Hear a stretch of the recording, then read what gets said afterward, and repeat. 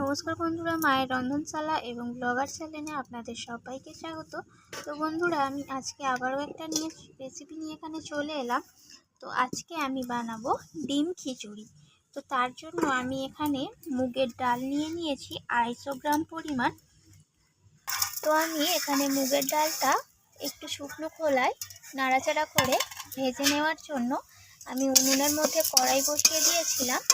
আর কড়াইটা গরম হয়ে যাওয়ার পর আমি ডালটাকে এখানে দিয়ে দিয়েছি। দিয়ে ডালটাকে আমি নাড়াচাড়া করে একটু ভাজা ভাজা করে নিচ্ছি। তো এইভাবে যদি ডালটা ভাজা করে খিচুড়িটা বানানো হয়, তাহলে ডালের যে কাঁচা একটা গন্ধ থাকে সেই গন্ধটা চলে যায়। তো ডালটাকে ভালো করে দেখে শুনে একটু ভাজতে হবে, তার কারণ এখানে আমি ডালটাকে ভেজে নিচ্ছি ঠিকঠাকভাবে, যাতে পুড়ে না যায়। তো পুড়ে গেলে এখানে ডালের টেস্টটা একদমই ভালো আসবে না। তো ডালটা এখানে ভাজা হয়ে গেছে, এরপর আমি ডালটাকে এখান থেকে নামিয়ে নেব। আর এখানে দেখুন, আমি চাল নিয়ে নিয়েছি 250 গ্রাম পরিমাণ। তো 250 ডালের জন্য আমি এখানে 250 চাল নিয়েছি। তো এই চালটাকে আমি ডালের সাথে একসাথে চালটাকে আমি ধুয়ে নেব ভালোভাবে পরিষ্কার করে। তো দেখুন, এখানে আমি চাল আর ডালটাকে একসাথে মিশিয়ে নিয়ে ভালোভাবে 2-3 বার জল পাল্টে পাল্টে এখানে পরিষ্কার করে আমি চাল আর ডালটাকে ধুয়ে নিয়েছি। তো এখানে দেখুন, আমি উনুনের মধ্যে আবার হাঁড়ি বসিয়ে দিয়েছিলাম। আর হাঁড়ির মধ্যে প্রয়োজন মতো এখানে আমি জল দিয়ে দিয়েছি। দেওয়ার পর আমি এখানে চাল আর ডালটা এখানে দিয়ে দিচ্ছি জলের মধ্যে। তো ভাত খিচুড়ির জন্য ভাতটাকে আমি ভালোভাবে চাল আর ডালটাকে সিদ্ধ করে বানিয়ে নেব। তো দেখুন, এখানে আমি সবজি নিয়ে নিয়েছি খিচুড়িতে দেওয়ার জন্য। ফুলকপি নিয়েছি। তো ফুলকপিগুলোকে একটু বড় বড় সাইজের করে কেটেছি, তার কারণ খিচুড়িটা হওয়ার পর ফুলকপি গলে যেতে পারে যদি ছোট করে দিতাম। তার জন্য আমি একটু বড় সাইজের করে ফুলকপিটা কেটে নিয়েছি। আর এখানে একটু বড় সাইজের করে আলু নিয়েছি কেটে আমার প্রয়োজন মতো। আর এখানে যেহেতু আমি ডিম দিয়ে আজকে বানাবো, তার জন্য আমি এখানে একটা বড় সাইজের পেঁয়াজকে কেটে নিয়েছি। আর এখানে নিয়েছি কয়েকটা কাঁচা লঙ্কা। আর এখানে নিয়েছি 2টো তেজপাতা। আর এখানে নিয়েছি বাটিতে আমি মটরশুঁটি। আর এখানে নিয়েছি আমি একটা বড় সাইজের টমেটোকে কেটে নিয়েছি ছোট ছোট করে। আর এখানে নিয়েছি কিছুটা ধনিয়া পাতা। আর এখানে নিয়েছি আমি খিচুড়িতে দেওয়ার জন্য 2টো ডিম। তো চলুন, এরপর আমি খিচুড়িটা কিভাবে বানাচ্ছি সেটা দেখা যাক। তো দেখুন, এদিকে আমার খিচুড়ির ভাতটা ফুটে উঠে গেছে। তো এখন আমি এটাকে একটু একটা সাইডে নামিয়ে রাখবো। তো আমি এখানে ভাতটা নামিয়ে রেখে কড়াই বসিয়ে দিয়েছি উনুনে। আর এখানে তেলও দিয়ে দিয়েছি। তো তেলটা এখানে গরম হয়ে গেছে। আর এখানে আমি খিচুড়িতে দেওয়ার জন্য 2টো ডিম এখানে আমি তেলের মধ্যে ফাটিয়ে দিয়ে দিচ্ছি। তো ডিমের মধ্যে আমি সামান্য লবণ দিয়ে দিলাম। তো এরপর ডিমটাকে আমি নাড়াচাড়া করে খুন্তির সাহায্যে ডিমটাকে আমি ভুজিয়া বানিয়ে নেব। তো বন্ধুরা, এখানে আমি আরও একটা ডিম ফাটিয়ে এখানে দিয়ে দিলাম। তো এই ডিমটাকেও আমি নাড়াচাড়া করে একসাথে মিশিয়ে নিয়ে ভেজে নিচ্ছি।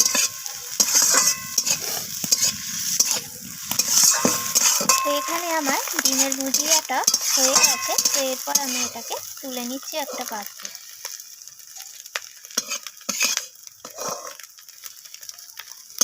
তো আমি কড়াইয়ের মধ্যে আবার কিছুটা তেল দিয়ে দিয়েছি। আর এখানে এরপর তেলটা গরম হয়ে গেছে, এখানে দিয়ে দিলাম ফুলকপিগুলোকে।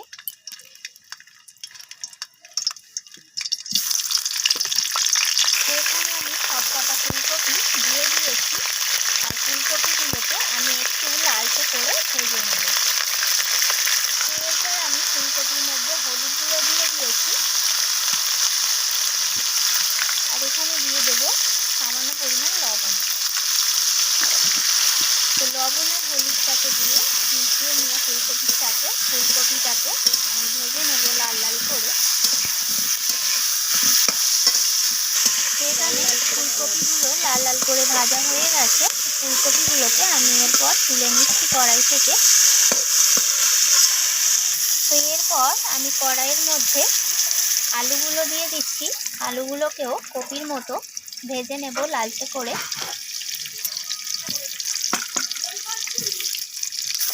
আমার চুলি এরপর আমি আলুর মধ্যে সামান্য পরিমাণ লবণ দিয়ে দিলাম। তো দেখুন আলুগুলোকেও এইভাবে আমি উল্টে পাল্টে লালচে করে ভেজে নিচ্ছি। তো আলুগুলো এখানে ভাজা হয়ে গেছে। আলুগুলোকে আমি তেল থেকে তুলে নিচ্ছি একটা পাত্রে। তো দেখুন এখানে আলু, ফুলকপি আর ওদিকে হচ্ছে ডিম, সমস্ত কিছু লালচে করে একদম ভাজা হয়ে গেছে। দেখে তো মনে হচ্ছে ভাজাই খেয়ে নেওয়া যায়। তো চলুন রান্নাটা করা যাক। তো এরপর আমি ওই একই তেলের মধ্যে ফোড়নে দিয়ে দিলাম 2টো শুকনো লঙ্কা, সাদা জিরে গোটা, আর দিয়ে দিলাম তেজপাতা 2টো। এরপর আমি এখানে পেঁয়াজ কুচিটা দিয়ে দিলাম। ফোড়নের সাথে পেঁয়াজ কুচিটাকে আমি লালচে করে ভেজে নেব। তো এখানে পেঁয়াজটা ভাজা হয়ে গেছে। এরপর আমি এখানে কেটে রাখা টমেটোটাকে দিয়ে দিলাম। পেঁয়াজ আর টমেটো দুটোকেই আমি লালচে করে ভেজে নেব। তো এখানে পেঁয়াজ আর টমেটোটা ভাজা হয়ে গেছে। তো মশলা অ্যাড করে দিলাম। প্রথমে দিলাম হলুদ গুঁড়ো প্রয়োজন মতো, আর এখানে দিয়ে দেব লাল লঙ্কার গুঁড়ো ঝাল অনুযায়ী, আর এরপর দিয়ে দেব জিরে গুঁড়ো। তো সমস্ত মশলা এইভাবে নাড়াচাড়া করে আমি পেঁয়াজ আর টমেটোর সাথে কষিয়ে নিচ্ছি। তো এখানে আমি রসুন বাটা দিয়ে দিলাম একদম সামান্য পরিমাণে, যেহেতু এখানে আমি ডিম দেব তো তার জন্য রসুনটা দিলাম। এরপর এখানে আমি দিয়ে দিলাম 1 চামচের মতো আদা বাটা। তো আদা আর রসুনটাকে দিয়ে আমি আবারও পেঁয়াজ আর টমেটোর সাথে সমস্ত মশলার সাথে কষিয়ে নিচ্ছি। এরপর আমি এখানে দিয়ে দেব স্বাদ মতো লবণ। তো লবণটা দিয়ে আমি আবারও কষিয়ে নিচ্ছি এইভাবে। এরপর এখানে আমি দিয়ে দিচ্ছি স্বাদ মতো চিনি। তো চিনিটা দিলে স্বাদের ব্যালেন্স হবে আর খেতেও ভালো লাগবে। এরপর আমি এখানে ভেজে রাখা আলুগুলোকে দিয়ে দিলাম। তো আলুটাকে আমি মশলার সাথে কষিয়ে নিচ্ছি এইভাবে, আর দিয়ে দিলাম এখানে ভেজে রাখা ফুলকপিগুলোকে। তো আলু আর ফুলকপিটাকে আমি মশলার সাথে ভালো করে কষিয়ে নিচ্ছি। তো আপনারা তো জানেন সব কিছু রান্নাই ভালো করে কষালে রান্নার স্বাদটা ভালো আসে। আর এখানে দিয়ে দিলাম মটরশুঁটিগুলো। তো আবারও সমস্ত কিছু এইভাবে নাড়াচাড়া করে কষিয়ে নিচ্ছি। আর এখানে দিয়ে দিলাম কয়েকটা কাঁচা লঙ্কা। কাঁচা লঙ্কাটা দিলে কাঁচা লঙ্কার একটা সুন্দর ফ্লেভার আসবে, তাতে করে খিচুড়িটা খেতে দারুণ লাগবে। আর দিয়ে দিলাম কিছুটা কেটে রাখা ধনিয়া পাতা। তো আবারও সমস্ত কিছু এইভাবে কষিয়ে নিচ্ছি। একটু সময় নিয়ে হাতে কষিয়ে নিতে হবে। তো এখানে সমস্ত কিছু কষানো হয়ে গেছে আর মশলা থেকে তেলও ছেড়ে দিয়েছে। তো চলুন এবার ফাইনাল খেলাতে যাওয়া যাক।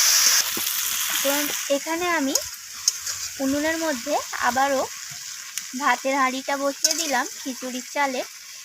তো এরপর আমি যে সবজিটা কষিয়ে রেখেছিলাম সেই সবজিটা আমি এর মধ্যে একদম সবটা দিয়ে দিচ্ছি।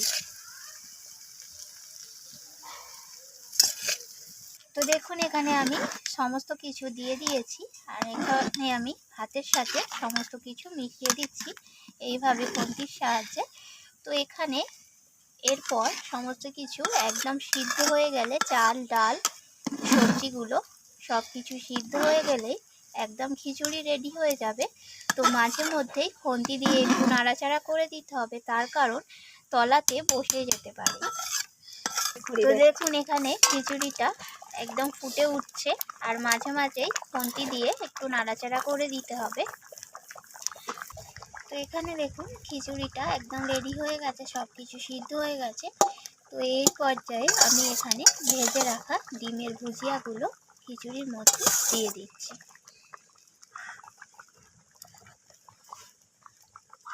তো আমি কিছুটা পরিমাণ ডিমের ভুজিয়া দিয়েছি, দিয়ে আমি এটাকে নাড়াচাড়া করে নিচ্ছি।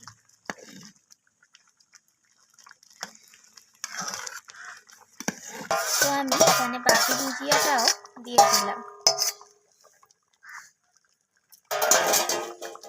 তো আমি আবারও নাড়াচাড়া করে মিশিয়ে নিচ্ছি। তো এরপর আমি এখানে 1 চামচ পরিমাণে ঘি দিয়ে দিলাম।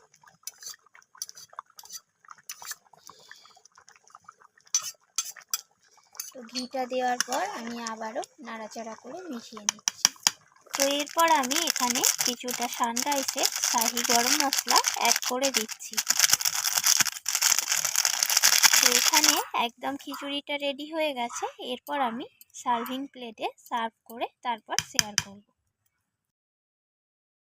তো দেখুন এখানে তৈরি হয়ে গেল ডিম খিচুড়ি। তো দেখুন কালারটা কত সুন্দর এসছে। তো খিচুড়ির রেসিপিটা কেমন লাগলো অবশ্যই আমাকে কমেন্ট করে জানাবেন। আর ভালো লাগলে তো একটা লাইক করে দেবেন আর আপনাদের বন্ধুদের সাথে শেয়ার করে দেবেন। তো আমি আবারও ফিরে আসবো অন্য কোনো রেসিপি নিয়ে। তো আমার চ্যানেলটিকে সাবস্ক্রাইব করে দেওয়ার অনুরোধ রইল। আজকের মতো এইটুকু। ধন্যবাদ বন্ধুরা।